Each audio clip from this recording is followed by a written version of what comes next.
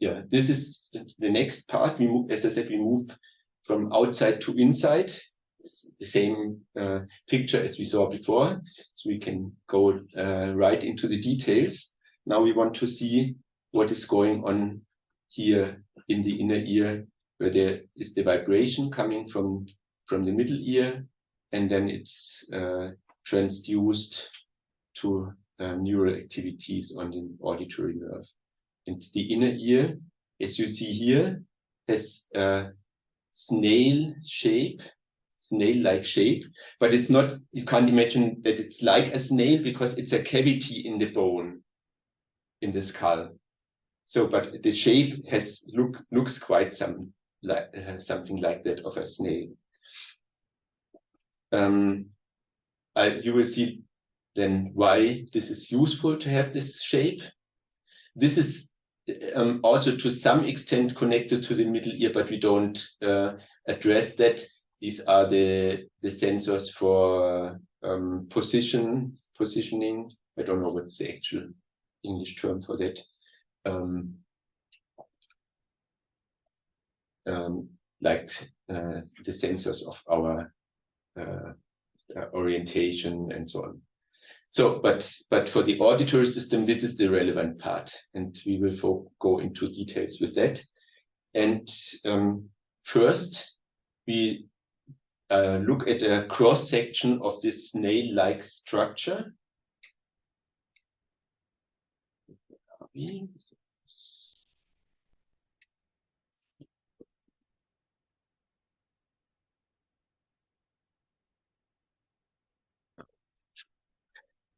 And this is the structure if we would cut through. And the input, let's say the oval window, is close to the, in this case, to the bottom part. And the white thing is the cavity, and the dashed thing is more or less the bony structure around, like the skull. And then there is the auditory nerve entering. And the cavity would be kind of this spiral-like structure, getting more narrow towards the top in this display here.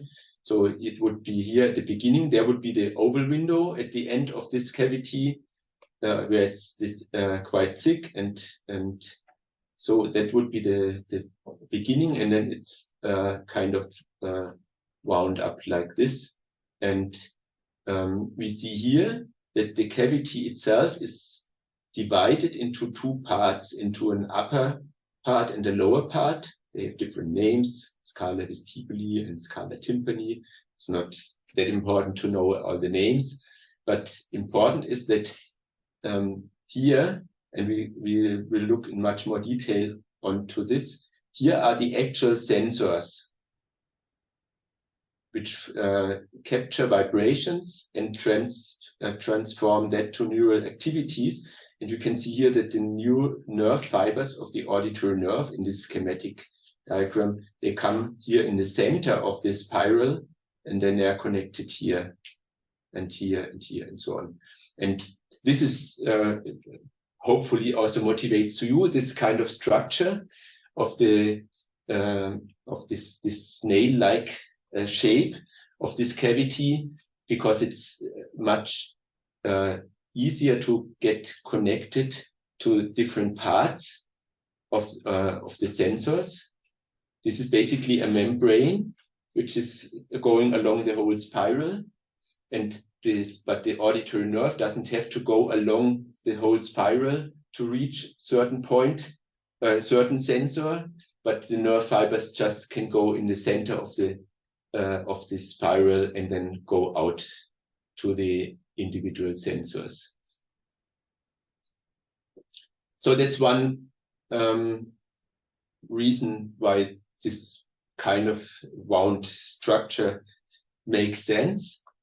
And but for explaining what is going on in this cavity, we can imagine we could unroll that cavity, and it would be just a cavity which is at the beginning wide, relatively wide, like it's here.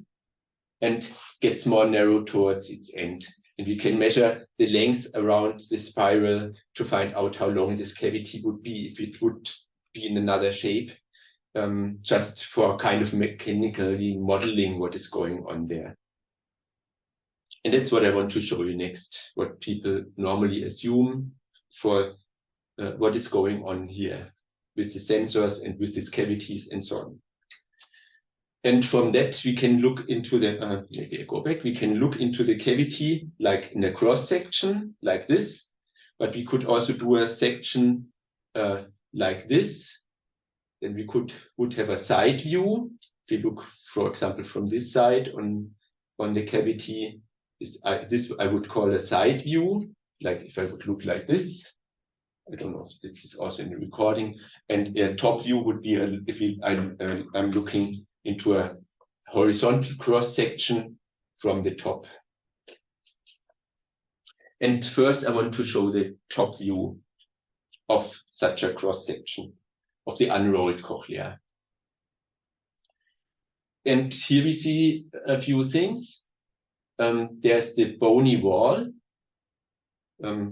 closing this cavity, and there is some bony structure going towards the inside, which makes the actual opening between the two parts of the cavity quite narrow at the beginning. The beginning, where it's the widest, is called base, and the end, where it's the cavity ends, is called apex. And so we see that it's getting more narrow towards the apex, and the widest on the base. But on the other hand, this non-bony part is more narrow at the beginning and more it's wider at the end. And at the tip, very close to the apex, there's an opening between the two parts. It means the upper and the lower part of this cavity, they are connected, but only at the very end. In the whole structure from the beginning, there would be no possibility for the fluid from the upper part to go down to the lower part. So it's the same fluid inside, but it could not flow up down through this. But there is a membrane, so the rest is bony, would be quite rigid, but there's a membrane closing this gap between the bony parts, and this membrane is called basilar membrane. And this is a very important part of the auditory system. And also what is an important property of this basilar membrane is a bit logical, that it is more the effect of being moved up and down. In this case, it's about being moved up and down or displaced up and down. It's much more stiff here, and it's also more narrow. That means it's much harder to be moved up and down at the beginning, here close to the base, and it's less stiff, and also since it's wider, it can be moved up and down much more easily towards the apex. So this is shown in this magenta color, where this is quite dark. The basilar membrane is quite stiff, and if it's quite light, then it's more or less sloppy, I would say, less stiff. And the total length of the basilar membrane is about 32 millimeters, so something like this. And it's wound up, so it's fairly small, such a cochlea. And now we look at the whole thing from the side, with a side view. And here we see now on the side of the base, the two windows, the so-called oval window and the round window. The oval window is where the stapes are located, and the round window is the second window, which is covered by a membrane so that the fluid stays inside.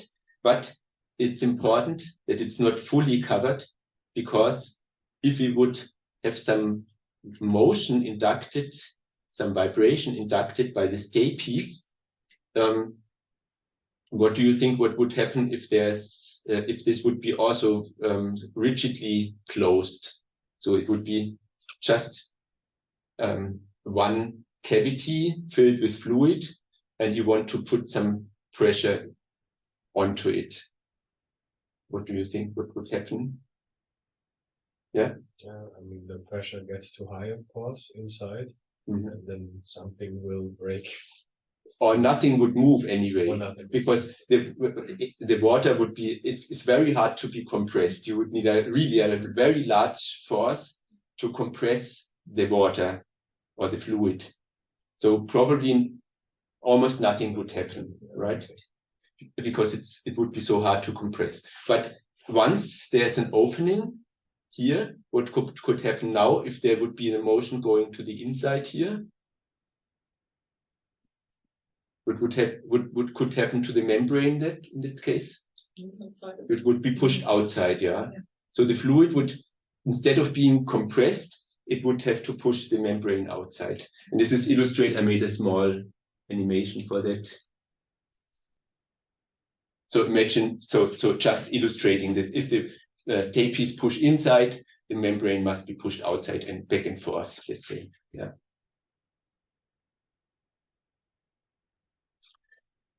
And this is the very first important thing to remember what is happening now in the inner ear. And the next thing is, how does the fluid move so that it pushes the round window to the outside or pulls it inside? Because the fluid has to move. Yeah, some of the fluid has to move. And we want to hear frequencies from 20 hertz to 20 kilohertz. What do you think about moving the whole fluid with 20 kilohertz? Would it be easily possible? What do you think? What would work against such a fast motion or vibration? 20,000 times per second back and forth.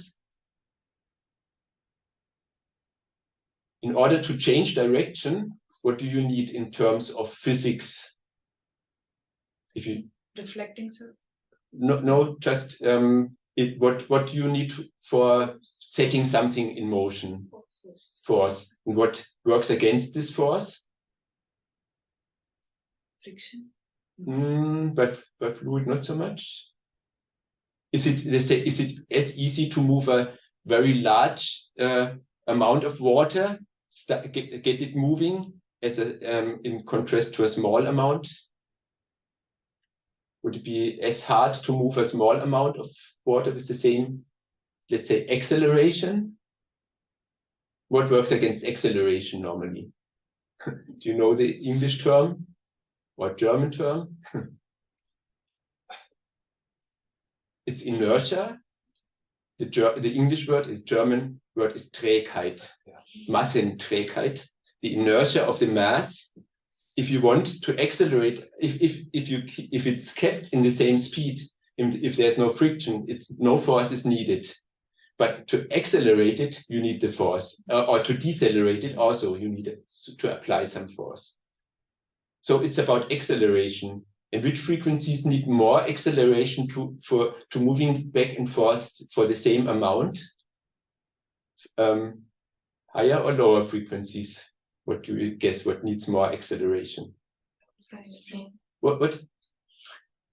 I would guess. So if you want to move something slowly back and forth, so let's say 1 times per second, you don't need to accelerate very much, right? Because you have 1 second time for moving it back and forth. And for 20,000 times per second, what would you think where the inertia plays a bigger role? For the higher frequencies, right? Because there you would need to accelerate 20,000 times per second in one in the other direction. So for relatively low frequencies, it's not such a big problem to make the whole all the fluid here to move back and forth. But for high frequencies, most of the energy again would be lost because there would be a high impedance by the inertia of the fluid. Then that's why the next thing comes into play. We have two things more or less working together. We have the inertia, which is in this case, and here you have to be careful. I wrote it in the lecture notes, and I tried to say it as explicitly as possible, that the intensity of the blue color here doesn't mean that the fluid is different at the different places. But if you want I take already the point a bit that if you would only need to move a small amount of fluid, there would be low inertia. If you want to move all the fluid up to the part here, you have a high inertia. And this is then called the differential impedance of the fluid. Like the further back you have to, the more you have to move of the whole fluid, the more inertia you have, and the more impedance appears to the outside. But the fluid itself is homogeneous in mechanical terms, at least. Question? Yeah. Shouldn't then be like the bluest point at the window? Yeah, it comes on the next point. Yeah. But let's say if the vibration could take a shortcut here, then not. Yeah. But then the membrane would have to move up and down. Yeah. But now here we have the highest stiffness. And here we have the lowest stiffness. That means the fluid the vibration takes the best compromise of both inertia and stiffness. And this makes the whole thing frequency dependent. And this leads to the fact that low frequencies have a vibration more towards the apex, and high frequencies generate a vibration of the basilar membrane at more to the base. That means, depending on frequency, different parts of the basilar membrane are moving. And this is kind of like a Fourier transform, or whatever you would call it. It's a spectral decomposition of the audio signal, which contains in the actual air pressure changes. You can't distinguish the frequencies themselves, but the auditory system can differentiate between high frequencies and low frequencies by the place where the basilar membrane is vibrating. And this is then the next, just illustrated here, that high frequencies take the shortcut here through the basilar membrane, lower frequencies here, and very low frequencies would then be vibrating here. And this is actually, this makes the fact that we can hear different frequencies and we can distinguish different tones because of this, let's say, mechanical, hydromechanical system with the, this would be kind of, the stiffness could be described by a spring constant. How much force do you need for the displacement of a certain displacement? And the other one could be kind of a mass, which would have to be put into motion. And once it's in motion, you would need again another force to decelerate it again. So we have a kind of mass and spring system, which makes this frequency decomposition that we have high frequencies here and low frequencies here. Then the next step, and this is what I already showed a little bit with the spiral structure, is that we have sensors along the whole basilar membrane, which then sense this vibration and convert this vibration into neural activities. Yeah, and I think this is a good point to stop here for today and give you some room for questions.